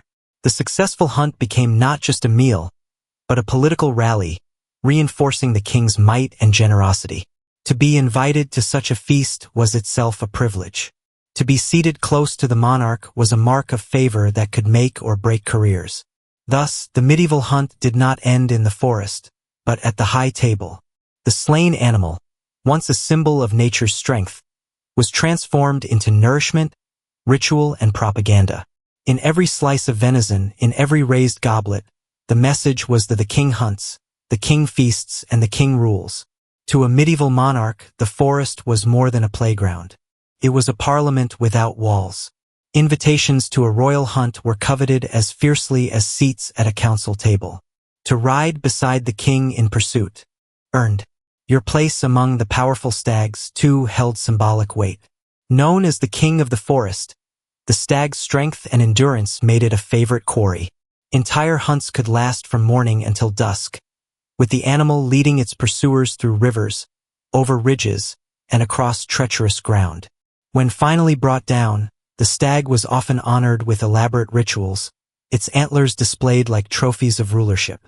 In medieval imagination, the stag symbolized both Christ and kingship. Noble, elusive, and sacred. To hunt, it was to engage in an act that blurred the lines between religion, nature, and monarchy. And then there were the bears, wolves, and even exotic beasts imported for staged hunts. In parts of Europe, bears were baited for spectacle, while wolves were relentlessly tracked as enemies of livestock and civilization itself. Some monarchs, eager to showcase their grandeur, imported lions or leopards to release in controlled hunts. Because nothing said, "I rule the world," quite like chasing down a beast from another continent. These dangerous hunts carried a message louder than any sermon. The king was master over life and death, over beast and man alike. By triumphing against nature's fiercest creatures, rulers turned violence into pageantry, a performance of survival, courage, and unshakable dominance. When the chase was over and the quarry slain, the medieval hunt transformed from a deadly pursuit into a banquet of authority. The feast was the natural climax of the day's exertions, a chance to turn sweat, blood, and dust into ceremony. Hunting was never just about killing animals. It was about displaying how those animals could be consumed, divided, and shared as tokens of power. Venison, the flesh of the stag, was not ordinary meat. It was the food of kings and nobles, reserved by law and custom. While peasants might gnaw on mutton or pork, the rich crimson meat of the deer was forbidden to them. For example, only emperors could legally keep a gerfalcon, the rarest and most prized of hunting birds. To own one without the proper title was an insult to the very order of medieval society. Hierarchy extended even to the care of these animals. Entire staffs of huntsmen, falconers, and kennel masters devoted their lives to tending the beasts. Their expertise gave them surprising influence. A falconer trusted by the king might whisper in his ear during the long hours of waiting for prey. Servants of the hunt lived close to power, and their loyalty could make or break reputations. Thus, hawks and hounds were not just companions of the hunt. They were embodiments of the medieval obsession with order, status, and control. In a world where lineage defined destiny, even animals were ranked and their use carefully regulated. The chase was as much about displaying who had had the right to command nature as it was about the thrill of pursuit. If medieval hunting had a crown jewel, it was the pursuit of dangerous game. Stags were noble, hares were nimble, but wild boars, those bristling, tusked beasts, were the true test of courage. A charging boar could gore a horse, disembowel a hound, or kill an armed man in an instant. Chroniclers loved to describe these hunts, not because they ended in feasts, but because they separated pretenders from warriors. A king who stood his ground against a boar earned admiration. One who faltered earned whispers behind his back. Boar spears reflected this high-stakes game. Unlike simple lances, they had crossbars below the blade to prevent the furious animal from rushing further up the shaft. Once impaled, even so, hunters risked being dragged to the ground in a frenzy of thrashing hooves and snapping tusks. It was not uncommon for nobles to be gravely injured or killed during such chases, but that was precisely the point. Danger gave the hunt meaning. To kill a beast that could kill you back was a badge of honor, a statement that you had. Blood was not only spilled, it was sanctified, sometimes smeared on the foreheads of young squires as a grim initiation rite. Thus, the medieval hunt was never just about meat or sport. It was a living theater of authority, discipline, and symbolism. The forest became a stage, the animals unwilling actors, and the king always the star. Master of the chase, master of the realm. If the royal hunt was a theater, then the animals were the most carefully trained performers. To hunt without them would have been like holding a feast without music. Every noble household prided itself on its kennels and mews, for dogs and hawks were more than tools. They were status symbols. Hounds were bred for specific roles, each type reflecting centuries of selective breeding and noble preference. Greyhounds, with their sleek bodies and lightning speed, were ideal for chasing hares across open fields. Mastiffs, massive and muscular, were valued for their strength and ferocity when cornering wild boar. A quarry dangerous enough to kill a man with a single charge. Scent hounds, like the ancestors of today's bloodhounds, had noses so keen that they could follow the faintest trail through tangled woods.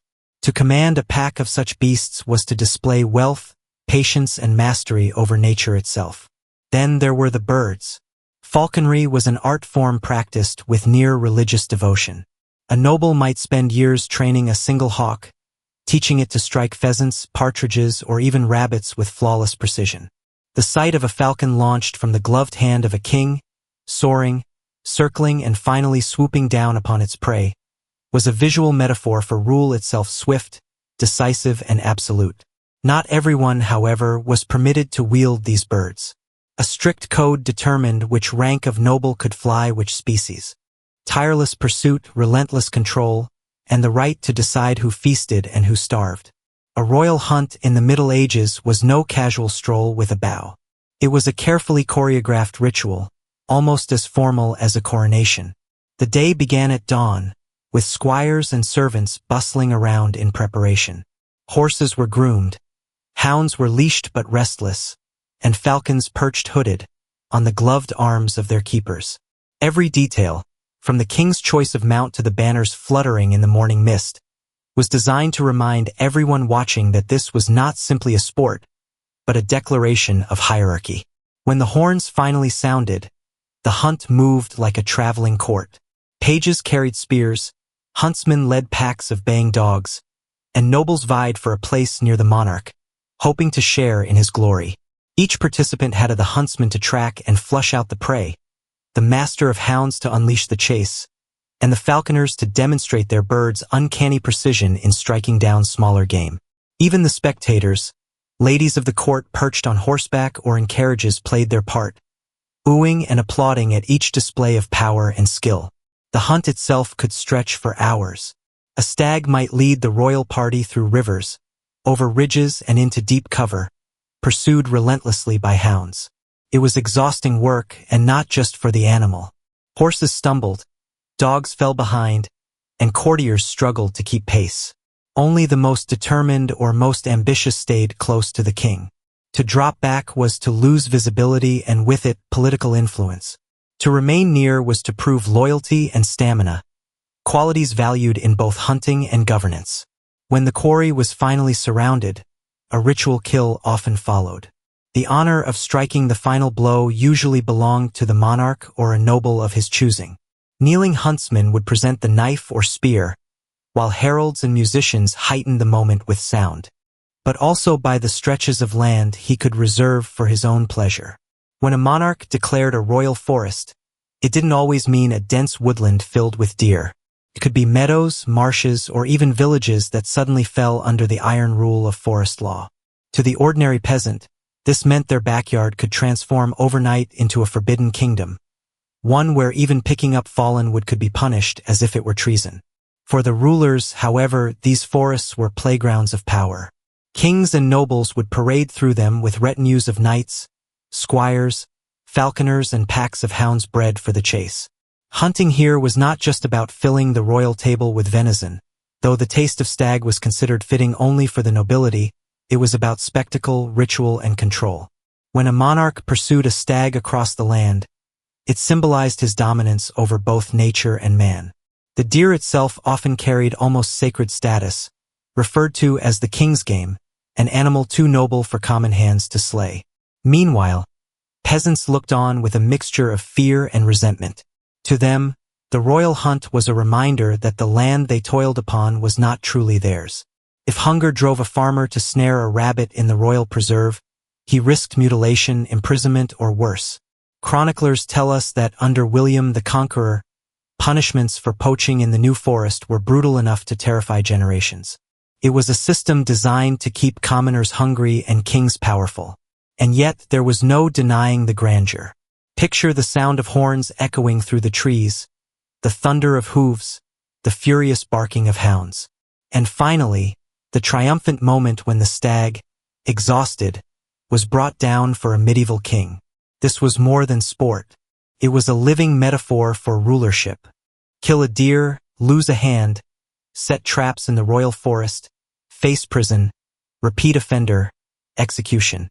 Imagine explaining to your neighbors that you were hanged for stew. Of course, peasants still did it. Hunger is persuasive. A rabbit could mean the difference between your kids surviving winter or becoming another sad entry in the parish death rolls. So they poached quietly, cautiously, and usually at night. They used snares, nets, and the occasional bow. And every time they risked their lives for what we would now consider a small appetizer. The punishments were designed less to stop poaching and more to remind peasants of their place. Lords wanted it clear. This forest is mine. These animals are mine. And also your dignity is mine. It was medieval gatekeeping at its finest. Meanwhile, the nobility held massive hunts where dozens of deer were slaughtered for sport. Fairness was not on the medieval menu. The irony is that poachers became folk heroes. Ballads and stories turned them into clever underdogs, outsmarting greedy lords. Robin Hood, whether real or not, was the ultimate poacher fantasy. The outlaw who gave peasants hope that someone was sticking it to the elites. In reality, most court poachers didn't get ballads. They got fines, beatings, or a one-way trip to the gallows.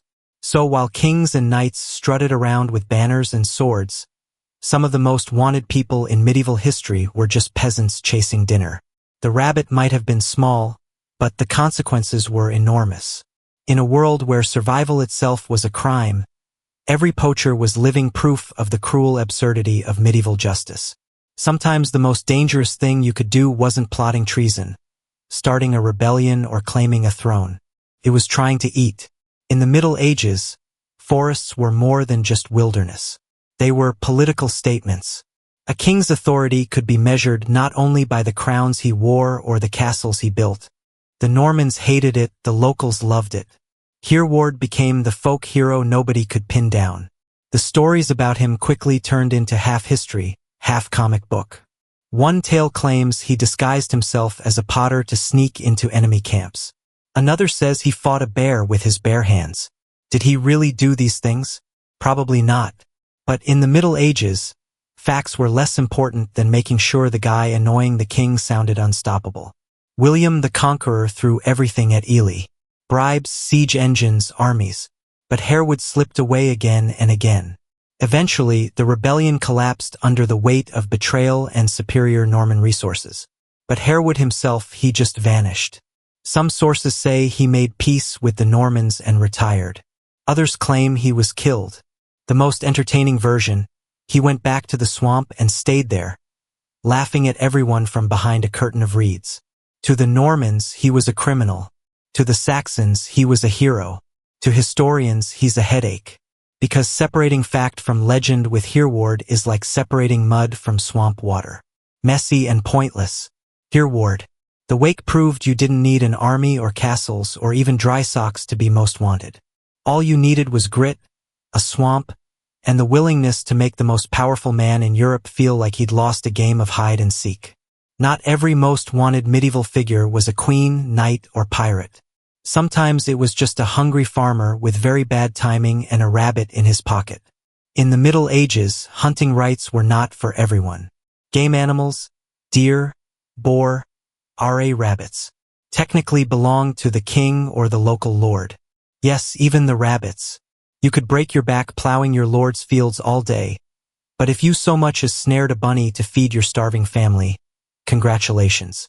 You were now a criminal mastermind. Poaching wasn't a petty offense. It was treated like full-on treason. Medieval law codes spelled it out clearly. Instead, they got a competent, polite adversary who occasionally sent his enemies fruit baskets. His rivalry with Richard the Lionheart became legendary. These two spent years fighting brutal campaigns, only to occasionally pause so Saladin could send Richard medicine when he fell ill. It was less mortal enemies and more weirdly respectful frenemies with swords. Saladin died in 1193, not by blade or betrayal but from illness. When he passed, he left behind little personal wealth. Despite ruling vast lands because he'd given much of it away, Europe still saw him as a nightmare. But a nightmare wrapped in courtesy and honor. So, yes, Saladin was absolutely most wanted. But he was also the rare enemy who managed to be admired while still making popes spit blood. That's efficiency. Some rebels fight on horseback, some hide in forests. Here with the wake, he chose swamps. Nothing says catch me if you can, like living knee-deep in mud, surrounded by mosquitoes the size of pigeons. Born around 1035, Harewood was an Anglo-Saxon noble who didn't take kindly to William the Conqueror, showing up in 1066 and claiming England like it was an empty Airbnb. When the Normans started carving up land, Harewood decided he wasn't going to be someone's peasant. Instead, he went full outlaw, raiding Norman settlements, ambushing soldiers, and generally being the human equivalent of a thorn in William's armored backside. His legend really grew at Ely, a marshy stronghold where he and a ragtag band of rebels holed up against Norman forces.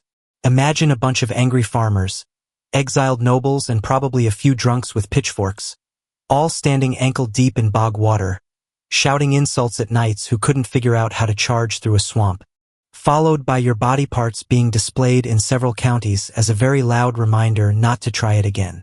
Most wanted figures in medieval history earned their status by being rebels, pirates, or serial irritants. Saladin. He made the list simply by being too good at his job. That job happened to be humiliating European crusaders. Born in 1137 in Tikrit, Saladin rose through the ranks to become Sultan of Egypt and Syria. While European kings were busy tripping over their own armor, Saladin was uniting Muslim forces and actually getting things done. A shocking concept in the Middle Ages. He didn't just fight, he strategized. And worse, he kept winning. His biggest power move came in 1187 at the Battle of Hattin. The Crusader army, bloated with overconfidence and underprepared for desert heat, staggered into Saladin's forces like drunk tourists lost in the Sahara. He crushed them, captured their relics, and then took Jerusalem to the Crusaders. This wasn't just a loss. It was the loss. The one that made popes scream into pillows and kings vow revenge.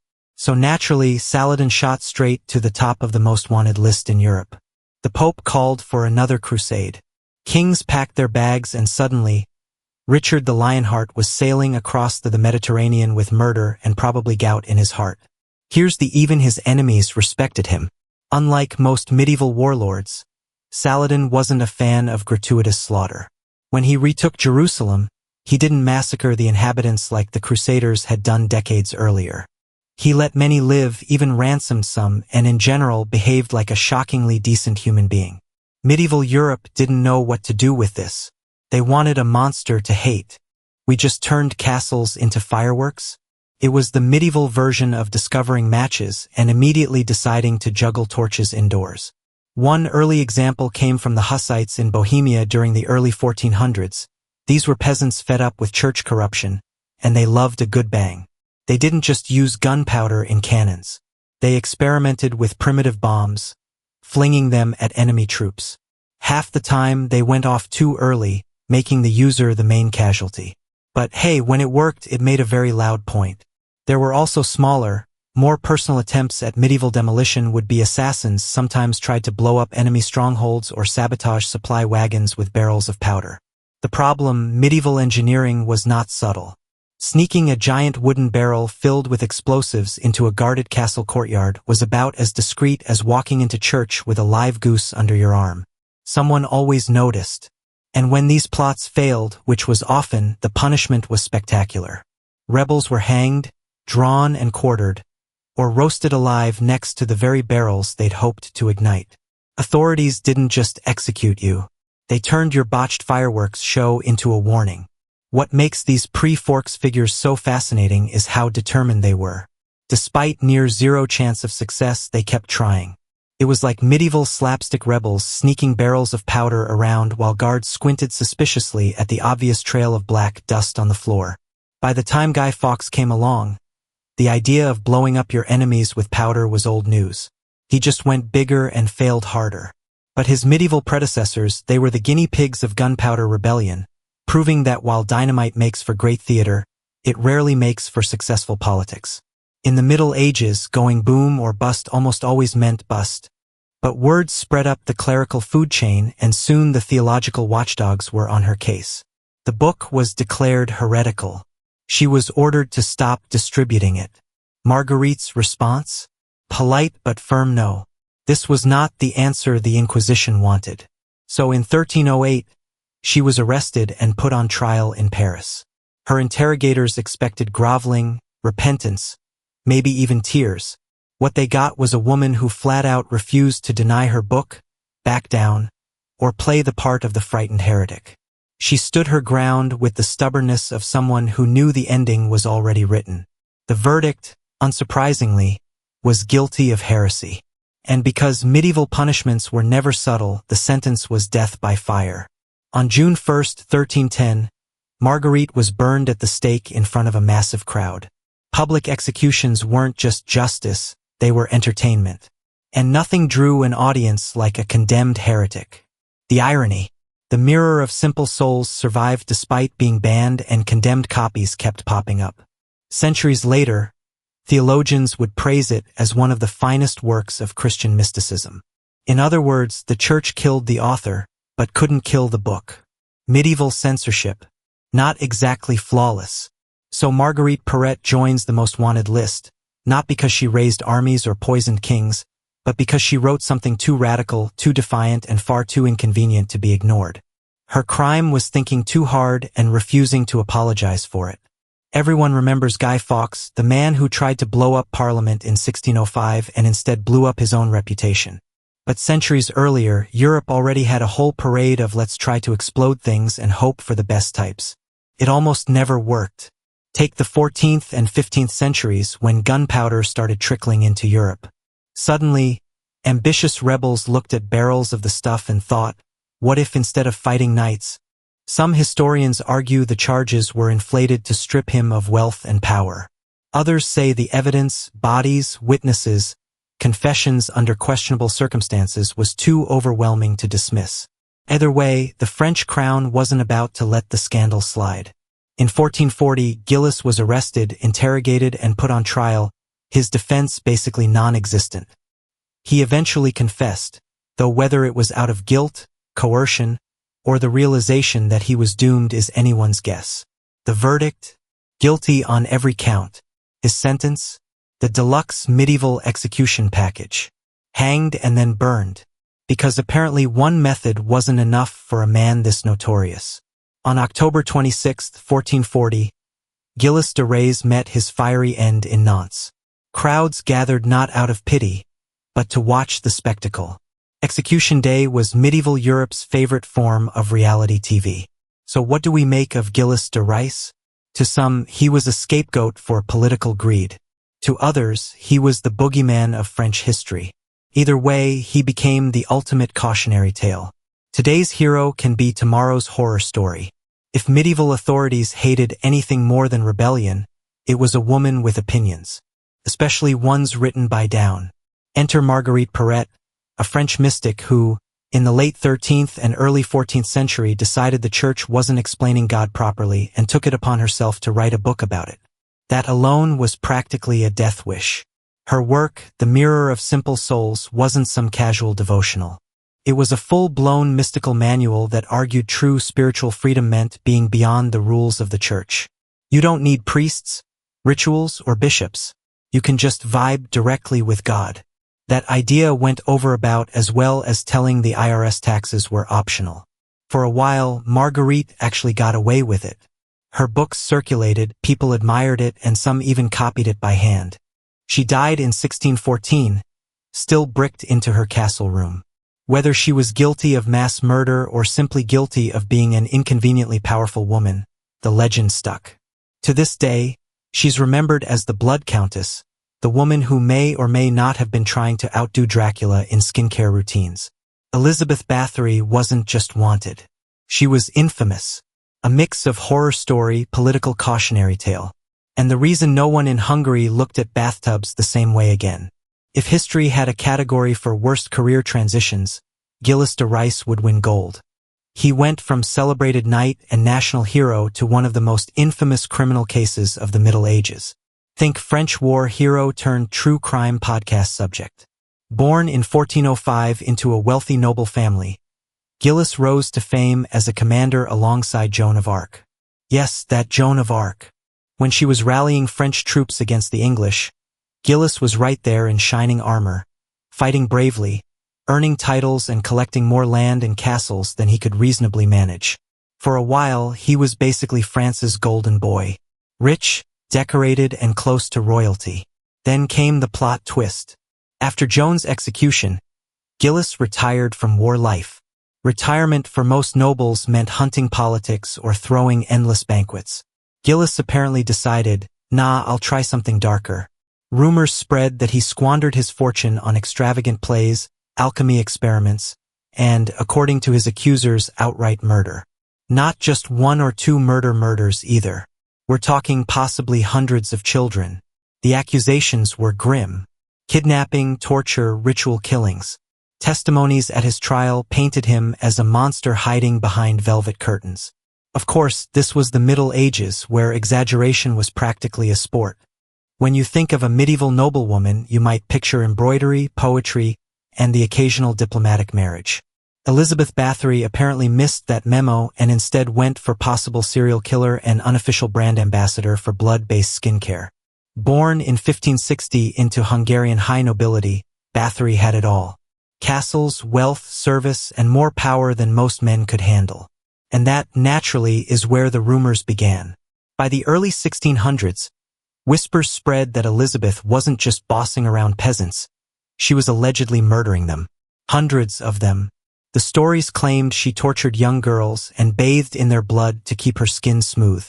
If true, she basically invented Sephora's most terrifying loyalty program. Now, let's be clear.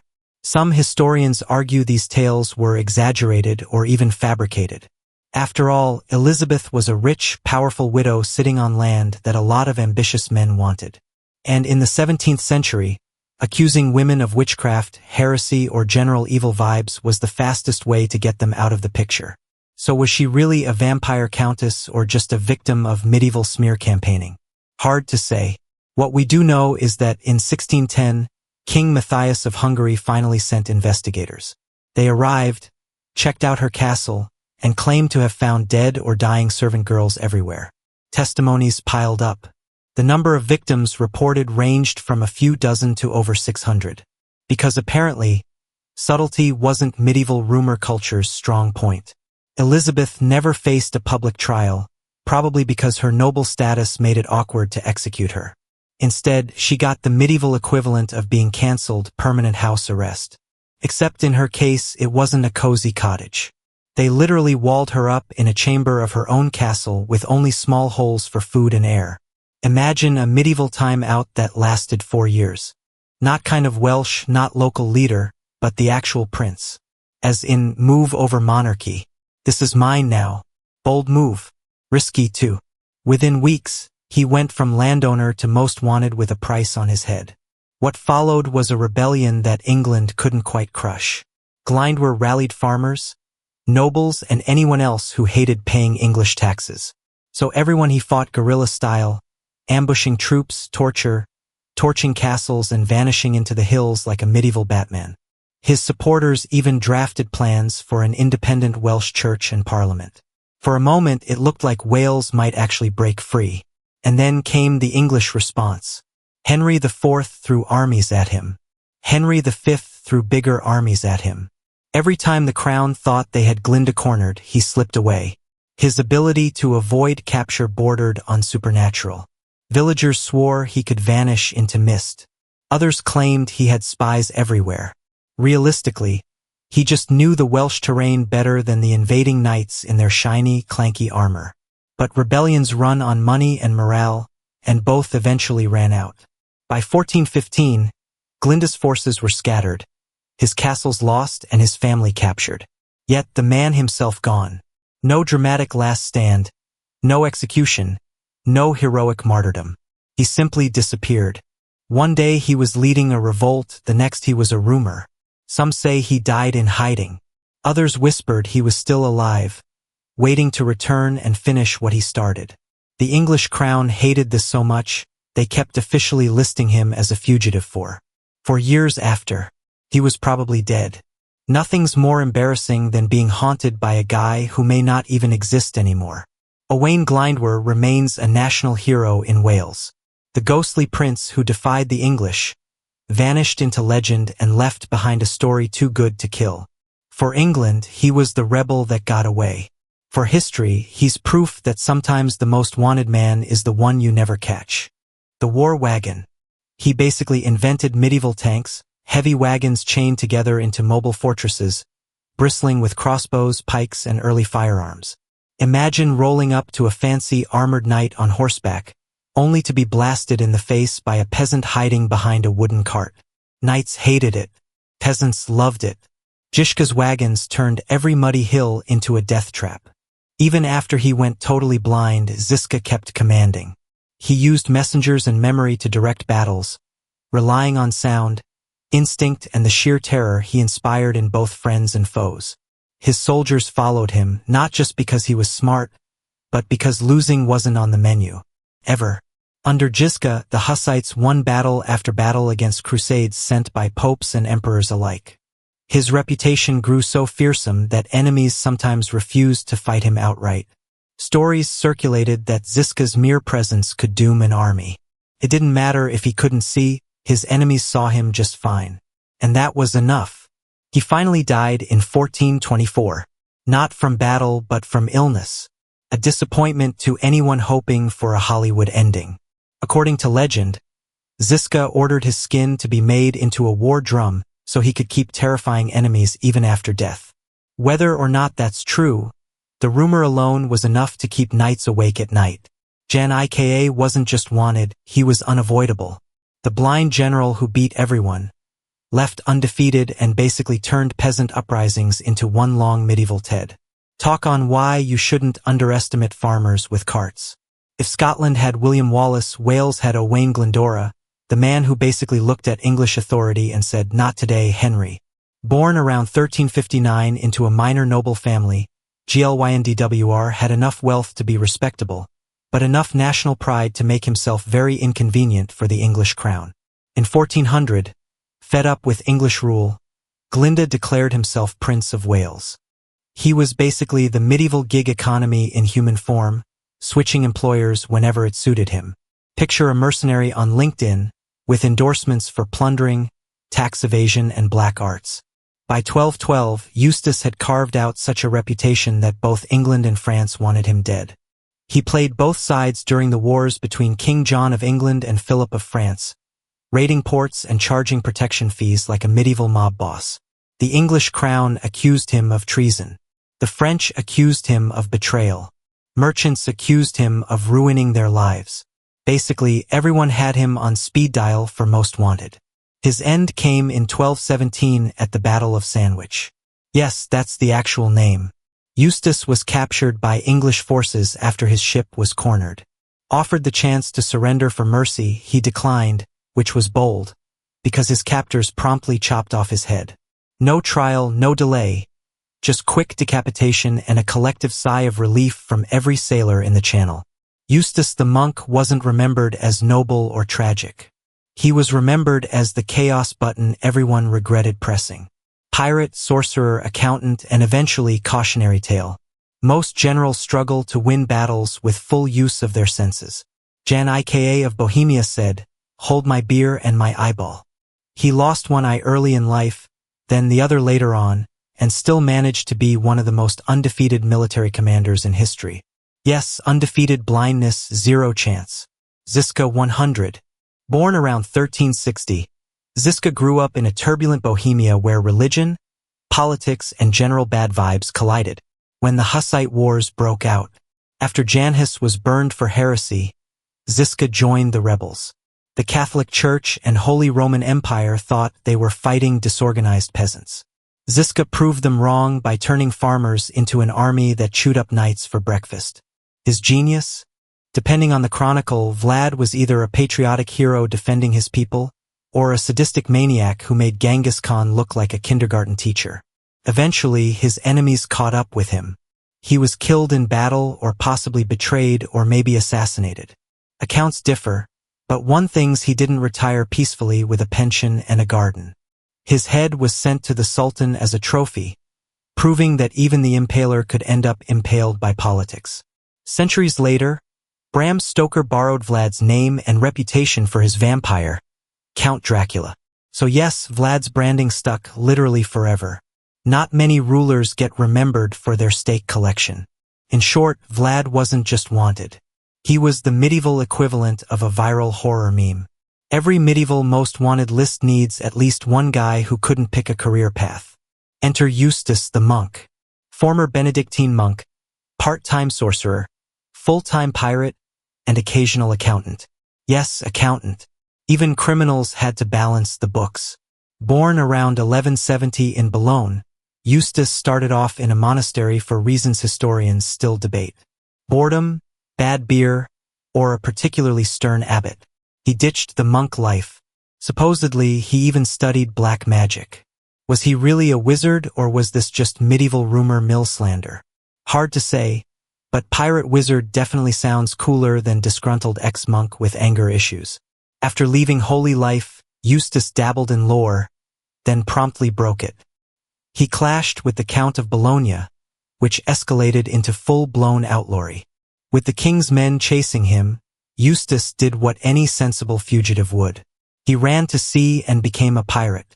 Not a yo-ho-ho romanticized pirate either. More of a burn your ships, rob your cargo, laugh while doing it type. Operating out of the Channel Islands, he terrorized merchant ships and coastal towns. Sometimes he fought for France, sometimes for England, sometimes for himself.